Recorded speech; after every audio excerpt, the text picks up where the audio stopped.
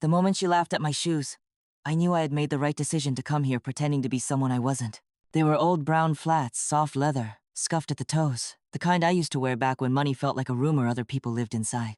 Brianna Sterling looked down at them, then slowly back up at my face, her smile thin and polished like glass. The music in the ballroom hummed behind us, champagne glasses chimed, and she said, just loud enough for the women beside her to hear, "Oh, Logan didn't tell me we were doing costumes." I stood there with my hands folded in front of me, shoulders slightly rounded, playing the part my family still believed in.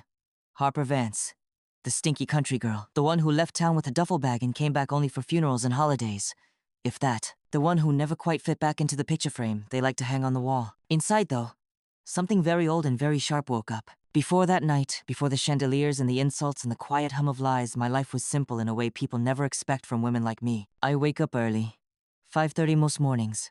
I like the quiet before the world starts asking me for things. I make my coffee strong and black, stand barefoot on the balcony of my penthouse, and watch the city stretch itself awake. Delivery trucks groan, lights flicker on in office buildings. Somewhere, a bellhop laughs too loudly, and a guest complains about towels. The Grandeur Hotel has been my life for 12 years. Every polished marble floor, every stitched seam in the velvet drapes, I chose them, built them, paid for them. When people talk about Vance hospitality, they imagine boardrooms and lawyers and men in dark suits. They don't imagine a woman from Pine Hollow, daughter of a factory worker and a waitress, counting pennies at the grocery store and dreaming of clean sheets and quiet dignity. I didn't tell my family any of that when I first started sending money home to Mama anonymous transfers. Always modest enough not to raise suspicion, I told myself it was kindness, not cowardice. Eleanor Vance had raised 2 kids on too little and pried on too much. She didn't like help, especially not from me, the daughter who ran off and forgot where she came from. Logan never forgot. My baby brother stayed golden. High school football star. Easy smile. The kind of man people trusted without knowing why. When Daddy died, Logan became the center of Mama's world, and I drifted further to the edge. We spoke on holidays, birthdays, short calls, save topics, weather, work. "Still at that little job, Harp?" Mama would ask. I'd smile into the phone and say, "Still working." And then, 6 months ago, Logan called me late one night. "I'm getting married," he said, breathless, like he'd just run a mile. I sat on the edge of my bed, the city glowing outside the window. "That's wonderful," I said, and meant it. Her name was Brianna Sterling, from a good family. Her parents, Charles and Penelope, were investors. Classy people. Big ideas. Logan said they'd welcomed him with open arms, that they saw potential in him, that they talked about legacy. Legacy is a word that always makes me nervous. Still, when the engagement invitation arrived, heavy cream paper, gold lettering, a venue so exclusive, even my assistant raised her eyebrows, I felt something twist in my chest. Pride. Worry. Something else I didn't have a name for yet. I decided then I wouldn't tell them who I'd become. Not yet. The night of the party, I borrowed a dress from a thrift store in a town 2 exits away. Floral. A little faded. I left my watch at home, the one that costs more than my first car. I wore my hair loose, unstyled, and drove myself instead of taking the car service. The Granger's head of security, Marcus, wasn't thrilled.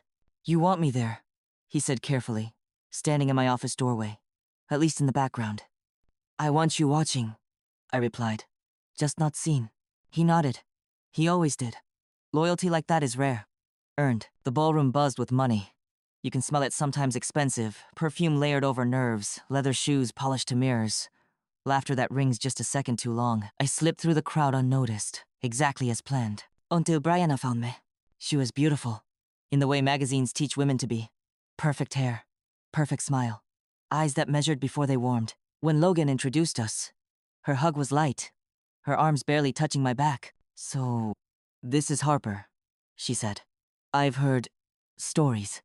Only the good ones, I hope," I answered. She laughed. That's when she looked at my shoes. And later, after the insult, after the whispering, I found Mama near the bar, clutching her purse with both hands. "You okay?" she asked, eyes darting. "I'm fine," I said. She leaned closer. "You should try not to draw attention, Harper. These people, they're different. Different." The words sat heavy between us. Across the room, I saw Charles Sterling shaking hands, his smile wide and practiced. Penelope hovered beside him, dripping charm. I watched the way people leaned in when they spoke, the way checks were mentioned casually, the way Logan stood just behind them, chest puffed, proud to belong. That was when my phone vibrated in my purse. A single text from Marcus. Something's off. Names don't check out. I'm digging. I lifted my glass, took a slow sip of champagne, and felt the first real crack appear beneath the music. Sometimes, the past doesn't come back to haunt you. Sometimes, it comes back to expose everyone else. I looked around that glittering room at my brother, my mother, the woman who'd laughed at my shoes, and I knew this night wasn't going to end the way any of them expected. Not even me. I stayed longer than I should have that night. Long after the first round of speeches and the polite applause that followed. I let the room forget me again, the way it always had, and took a seat near the edge of the ballroom where the light dimmed just enough to make people invisible. From there, I watched. That's something poverty teaches you early, how to watch without being seen. How to read the temperature of a room, by the way shoulders tighten or relax, by how laughter arrives a second too late. I'd spent years doing it in diners and factory break rooms, listening to grown-ups talk about bills and bosses. I was good at it. Brianna moved like she owned the air around her. When she laughed, people laughed with her. When she leaned in, men straightened their ties. Women tilted their heads. She spoke often about their future, the house they were looking at, the business ventures her parents were guiding Logan toward. Every time she said investment, her mother's eyes flicked briefly toward her father. That was the first real clue. It was small, almost nothing. But when you've spent a lifetime building things from the ground up, you learn that cracks don't announce themselves. They whisper. Mama sat with a group of women near the windows, nodding along as Penelope told a story about summering in Europe. Mama's hands were folded tight in her lap. She looked proud, nervous, like a woman who'd been invited into a room she never expected to enter. I excused myself and stepped into the hallway, the music fading behind me. The carpet muffled my footsteps. I pulled out my phone. Talk to me, I murmured. Marcus didn't waste words. Sterling isn't Sterling. Neither of them. No solid records before 15 years ago. Name changes. LLC shells. There's chatter. I've looped in legal. My stomach tightened, but my voice stayed steady. Ponzi? Looks that way. Still confirming. I leaned against the wall, cool marble at my back. A server passed, nodding politely, unaware that the story of the night was already shifting beneath her tray. They targeting Logan? I asked. Yes. And anyone close enough to follow him. Mama. I closed my eyes for just a second. Not long enough for anyone to notice if they walked by. Keep going, I said. The next few weeks passed in a strange, stretched-out silence. On the surface, everything moved forward exactly as planned. Wedding dates discussed. Venues toured. Brianna sent group texts filled with heart emojis and exclamation points. Mama called more often, her voice lighter than it had been in years. I never thought I'd see Logan like this, she said once over the phone. He's so confident. They make him feel important. I bit back a response and asked about her garden instead. Behind the scenes, my world was very different. My team worked quietly, carefully. We don't rush things at Vance Hospitality, not acquisitions, not investigations. Money leaves trails. So do lies. And the Sterlings had been busy for a long time. Sandra Whitmore. That was Brianna's real name. 3 aliases. 2 failed charities. A web of shell companies that funneled investments from hopeful families into nothing but debt and disappearance. Charles and Penelope weren't married. Weren't even related. Just partners. Longtime grifters with a polished routine and a taste for big fish. Logan, with his clean credit and earnest face, was perfect. Worse, some of the money they bragged about. The family wealth they'd noticed. Traced back to the anonymous support I'd been sending Mama. They saw the deposits. Assumed inheritance. Assumed leverage. I sat in my office one evening, the city dark outside the windows, and let that truth settle in my bones. I had tried to help quietly, and it had put a target on my family. I didn't confront Logan. Not yet. I watched instead. We met for coffee one afternoon. Just the 2 of us. A small place near his work. The kind of cafe that smelled like burnt espresso and cinnamon muffins. She's incredible, Harp, he said, leaning forward, eyes bright. Her parents see potential in me. Real potential. That's good, I said. What kind of potential? He laughed. You know, investments, partnerships. They think I could run something big someday. I stirred my coffee, slow and careful. And what do you think? He paused. Just a fraction. I think I'm finally stepping into the life I was meant for. There it was. I nodded. Paid the bill. Hugged him goodbye. When I walked back to my car, my hands were shaking. The final piece fell into place 2 days before the wedding shower. Marcus called me late. Federal interest, he said. They've been tracking Whitmore for months, waiting for a clean, public moment. I stared out at the city lights. You'll have it. Are you sure? He asked gently. I thought of Brianna's laugh. Mama's proud smile. Logan's hope. Yes, I said. I'm sure. The shower was held at a private estate just outside the city. White tents, string lights, a pianist playing something soft and romantic. I arrived early, dressed the same way I had before. Small, forget table. Brianna barely acknowledged me. When it came time for gifts, she opened mine last. A simple box. Inside, a vintage necklace, gold filigree, a pale blue stone at its center. It had belonged to my grandmother. Mama had given it to me years ago, before things went quiet between us. Brianna's smile froze. Oh, she said. This is old. Mama leaned forward. That was my mother's. Brianna laughed lightly. Well, it's sweet. Very sentimental. She set it aside. Careless. Something in my chest hardened. Later, as guests mingled, I noticed the necklace wasn't where she'd left it. I found Brianna in the hallway, slipping it into her purse. Excuse me, I said softly. That belongs to my family. She looked at me, eyes cool. I assumed it was a gift. It was, I replied. For Logan's wife, not for resale. Her smile sharpened. Don't be dramatic. No one even knows its value. I held her gaze. I do. For the first time, uncertainty flickered across her face. The night of the engagement party. The real one. The one with the speeches and the cameras and the AV system humming quietly above it all. I stood at the back of the room and felt calm settle over me. Everything was ready. The agents were waiting. And the truth, like a tide, was about to come in. The room was alive with chatter and clinking glasses, a warm buzz of celebration that never quite reached my ears. I stood in the back, watching my brother Logan grin like a man who'd finally found his place in the sun. Beside him, Brianna's smile was just as bright, but now it held a brittle edge, as if she sensed something lurking beneath the surface. Charles and Penelope Sterling, or Sandra and her partners as I now knew them, were moving through the crowd with practiced ease, shaking hands, dropping names, spinning their web of deceit with every flattering word. The con was so smooth, so carefully crafted, that even my mother clapped politely, tears threatening but never quite falling. I glanced around to see Marcus and the federal agents tucked into corners, eyes sharp, phones recording, ready to move the moment I gave the signal. I took a breath and stepped forward as the MC called for the toast. Everyone turned their attention to the stage, glasses raised. The room shimmered with crystal and candlelight, laughter echoing softly. I could feel all the eyes on me, the sister they thought forgotten. The stinky country girl, who had somehow crawled back. Ladies and gentlemen, I began, my voice steady but low enough to draw them in. I'd like to say a few words about family, about trust, about the things we believe without question. A hush fell. Brianna's smile tightened. I'm Harper Vance, I said, voice rising just enough to cut through the murmurs. Owner and CEO of Vance Hospitality. The Grandeur Hotel? You've heard so much about the one that's been a part of this city for over a decade? That's my company. I'm the woman who built it from nothing. Gasps rippled through the crowd. Mama's hand flew to her mouth. Logan's eyes widened, shock and confusion battling in his gaze. I held up the vintage necklace, the one Brianna tried to steal. This necklace was stolen from my family, I said. And these, I gestured toward the Sterlings, are fraudsters. Brianna Sterling is really Sandra Whitmore. Charles and Penelope Sterling aren't married, or even related.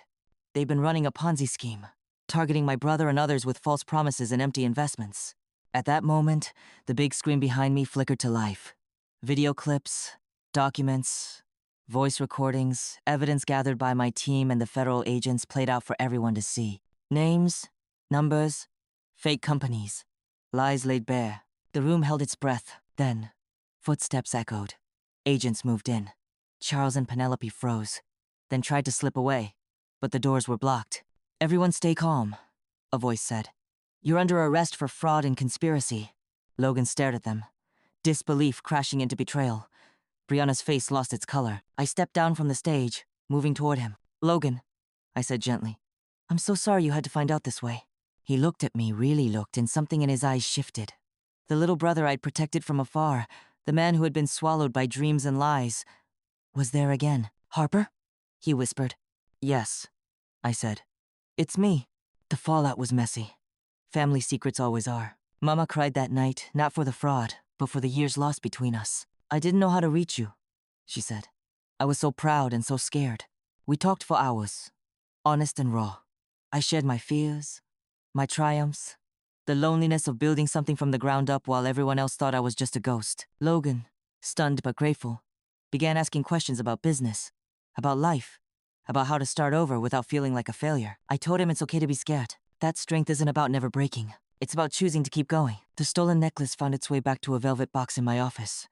A symbol not of wealth, but of the resilience that runs in our blood. I don't know where the road ahead will take us. Family is complicated.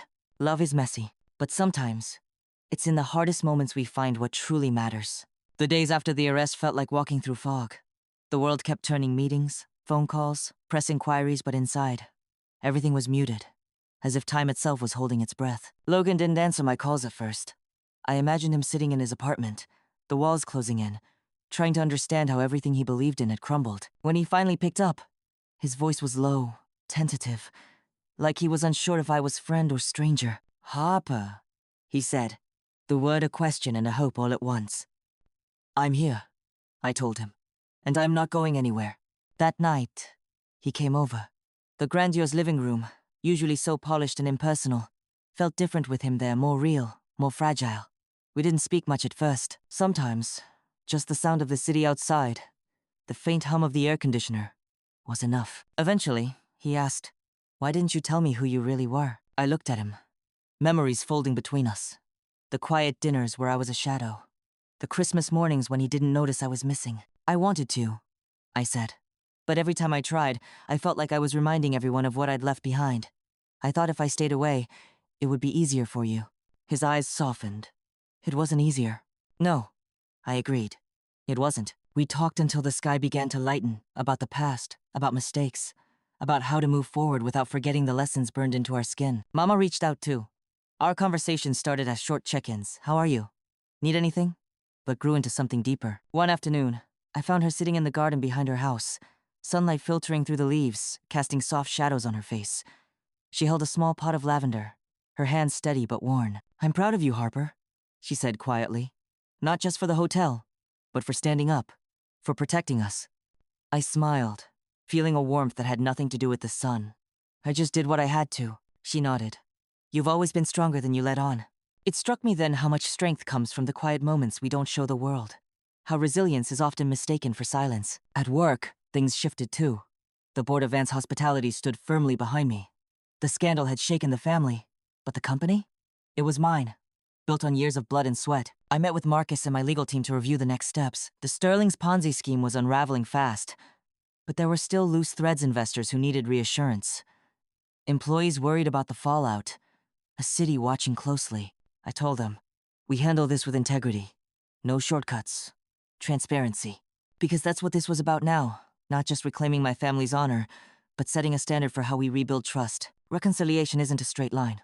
There are days when I still feel the sting of being the forgotten sister, the stinky country girl. But there are also days when Logan calls me just to talk, or Mama sends a text with a photo of her blooming garden. And there's the necklace, resting in a box on my desk, a reminder of where we came from and how far we've come. I've learned that family isn't about perfection or past mistakes. It's about showing up, again and again, even when it's hard. As I close this chapter, I'm not the girl they once dismissed. I'm not just the hotel owner, the CEO, the woman who sent money anonymously. I'm Harper Vance, the sister who fought back, the daughter who never stopped hoping, and the woman who knows that true wealth lies in the strength we build together. The days that followed felt like walking a tightrope stretched between the past and the future, with every step weighed down by questions I wasn't ready to answer. Family gatherings were quieter, marked by cautious glances and tentative conversations. Logan and I weren't quite strangers anymore, but we weren't close either. Healing, I was learning, isn't a switch you flip, it's a slow patchwork stitched with patience and small gestures. One afternoon, Mama invited me over for dinner. Her house smelled like fresh bread and rosemary, simple things, but comforting. She greeted me with a hug that lingered longer than I expected. "Come inside, Harper," she said softly. We sat around the kitchen table, the same one that had seen years of spilled milk and whispered prayers. The air held a fragile hope. "I've missed you," she said, voice trembling. "I've missed you too," I replied honestly. We talked about the things that had stayed unsaid, her fears about my leaving, my feelings of abandonment, the unspoken hurt that had shadowed us all. It wasn't easy. Nothing worth mending ever is. Logan's call came one chilly evening when I was reviewing contracts in my office. His voice was low, hesitant. "Harper, can we talk? Not about the wedding, or the Sterlings. Just us." I told him yes, when we met at a quiet cafe, away from the glare of our family's expectations. He looked tired but determined. "I want to understand," he said. "About the hotel, about you, about everything I missed." I smiled, the weight on my chest easing a little. "It's a long story," I said. "But I'm here." That day, we started rebuilding something real, not the perfect siblings in pictures, but the imperfect ones who had learned to hold on. At work, things moved quickly. The fallout from the Sterling scheme was significant, but the company's reputation held strong because of transparency and swift action. I found strength in the loyalty of my team, the faith of our investors, and the knowledge that I was steering this ship not just for profit, but for legacy. Legacy not the kind built on lies or empty promises, but on trust, resilience, and hard work. One afternoon, I walked through the Granger's lobby, watching guests smile, employees move with purpose, and the familiar scent of polished wood and fresh linens fill the air. A little girl, no older than 7, tugged her mother's hand and whispered, "Look, Mommy, that lady looks important." The mother smiled and said, "She is." I thought about how far I'd come, not just in business, but in reclaiming myself. Sometimes, I think about Brianna and the Sterlings not with anger, but with a quiet understanding. People are complex. Sometimes, they hurt because they're broken. Sometimes, they lie because they're afraid. But that doesn't mean we have to accept it. We can choose to stand up, to protect what's ours, to build something better. That necklace sits on my desk now, a symbol of family, strength, and the hard-fought victories no one sees. I'm still Harper Vance, still the girl who left, still the woman who came back to claim her place. And maybe, just maybe, the sister they never really knew. The engagement party had turned into something I never expected, a public reckoning that rippled through every corner of our lives. The Sterling's arrest was front-page news. Whispers of fraud, betrayal, and shattered trust-filled social circles and dinner tables alike. But amidst the headlines, the hardest part was watching my family pick up the pieces, trying to understand what had been hidden for so long. Logan kept his head down for days. He stopped answering calls, retreating into silence that felt heavier than any accusation. When we finally met again, it was in the quiet back room of the Grande, away from the gossip and cameras. He looked exhausted, but his eyes held something I hadn't seen before: resolve. "I feel like a fool," he confessed quietly. "How did I miss all the signs?" I reached across the table and took his hand. "You didn't miss anything, Logan. Sometimes love blinds us. The important thing is what you do now." He nodded slowly, squeezing my hand. "I want to make this right. With you, with Mama, with everyone." That was a moment of fragile hope, a chance to start over. Mama, too, was changing. The woman who once clung tightly to the idea of family appearances began opening up, letting vulnerability in. We spent afternoons walking through her garden, talking about the past with less pain and more understanding. One day, as the sun dipped low, she said, "You've taught me something, Harper. That strength doesn't mean silence. It means speaking up, standing tall, even when it's hard." Her words settled in my heart like a gentle rain, washing away old fears. At the Grandeur, the atmosphere was shifting. The scandal had shaken the foundation, but it also strengthened our resolve. We launched new transparency initiatives, held community forums, and opened our doors to conversations about integrity and accountability. My team worked tirelessly to rebuild trust not just in the company, but in what it represented. One afternoon, Marcus approached me with a small smile.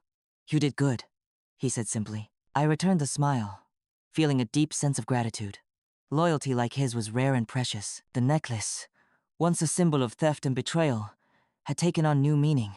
It sat now in a glass case at the Granger's lobby, a silent testament to resilience and redemption. Visitors often paused to look, and I overheard a young couple whispering about its story. It reminded me that our histories, no matter how painful, can become foundations for something beautiful. But the road to healing wasn't without its bumps. Some relatives struggled to accept the new dynamics.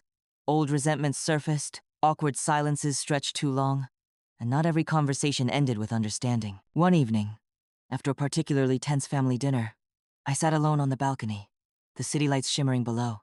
I allowed myself a moment of quiet, letting the cool air wash over me. Family, I realized, is like the city complex. Flawed, but full of light if you look closely enough. In the weeks that followed, I hosted a small gathering at the Grandeur, not a party, but a celebration of new beginnings. Logan spoke about his mistakes and his hopes. Mama shared stories from her youth, laughing with a warmth that filled the room. I stood quietly in the corner, watching the people I loved come together, not perfectly, but genuinely. That night, as the last guest left and the chandeliers dimmed, I felt a peace I hadn't known in years. The lesson I carry forward is this: strength isn't about being unbreakable. It's about embracing our fractures and choosing to grow despite them. Trust isn't blind faith. It's earned through honesty and courage. And family, no matter how tangled or bruised, is worth fighting for. Morning light filtered softly through the curtains as I sat at the kitchen table, nursing a cup of tea that had long since gone cold. The house was quiet, save for the gentle hum of the city waking up beyond the windows. It was one of those rare moments where time seemed to pause, offering space to breathe, to reflect, to feel. Rebuilding a family isn't about grand gestures or sweeping apologies. It's about the small, everyday moments where trust is slowly reclaimed. Like Logan calling just to ask about my day, or Mama leaving a note on the kitchen counter telling me she's proud. It's messy. It's imperfect. But it's real. Since the Sterling's arrest, I've made peace with the part of myself that once hid in shadows. The girl who left Pine Hollow with nothing but a suitcase full of hopes. The woman who felt invisible in her own family's story. I am still that girl and that woman. But now I stand taller. Not because I've forgotten where I came from, but because I've learned to carry those roots with grace. Work at the Grandeur flows like a steady river. Sometimes calm, sometimes turbulent, but always forward. I've surrounded myself with people I trust, who remind me daily that leadership is less about authority and more about service. There's a quiet strength in that realization. One afternoon, as I walked through the hotel's gardens, I stopped to look at the blue stone necklace displayed in the lobby. It sparkled under the soft lighting, catching the eye of passers-by. To many, it's a beautiful antique. To me, it's a symbol of resilience, a reminder that no matter how far you fall, you can always rise again. My story isn't one of perfect endings. Life rarely offers those, but it is one of hope. Hope that even when family falters, love can find a way to heal. Hope that standing up for truth can restore what was broken. Hope that we can write new chapters, even when the past tries to hold us back. Before I close this chapter, I want to ask you, have you ever had to confront a truth that changed everything? How did you find the strength to move forward? I'd love to hear your stories in the comments below. If this story touched you, please subscribe and join me for more real, heartfelt journeys like this one. Thank you for listening. Until next time, take care of yourself and each other.